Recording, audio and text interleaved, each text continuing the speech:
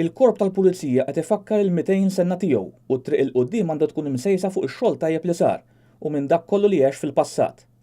Fl-okkażjoni tal-200 sena mit-twaqqif tal-Korp tal-Pulizija, l-Aġent Kummissarju Ray Zammit fisser li żminijiet inbidlu u l-Korp irrid jitgħallem mill-iżbalji li saru. U nippruvaw kemm jista' jkun nkunu ħafna iktar qrib taċ-ċittadin u nkunu ta' biex ngħidlek kemm ta' eżempju għal ħadd ieħor u anke ta' ġid lis-soċjetà kollha.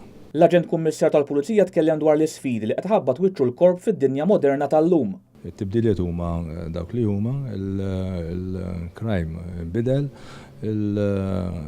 naħseb il-kulturi qegħdin jinbidlu anke aħna fis-sens li ma bqajniex bħala Malta għandna ħafna aktar barrani u nemmen li aħna bħala korp għandna nġeddu u għandna kienu modernizzaw ruħna f'ħafna affarijiet. U bekk naħseb li nkunu qegħdin linja biex nkomplu niġġieldu kemm il-kriminalità u anke ntejbu l-operat tagħna biex dak kollu nilħuh. L-Aġent Kummissarju li ilu 40 sena fil-Pulizija fisser il-Korp bħala t-tieni familja tiegħu u rringrazzja l-eluf ta' pulizija li servew matul dawn il-200 sena. Irringrazzja lill-qraba tal-membri preżenti li jagħmlu sagrifiċċji kbar meta l-maħbubin tagħhom ikunu qed jagħtu servizz bħala tarka ċittadin. Irringrazzja wkoll lil dawk il-membri sħabu li mietu kif ukoll dawk li jinsabu rikoverati fl-isptar.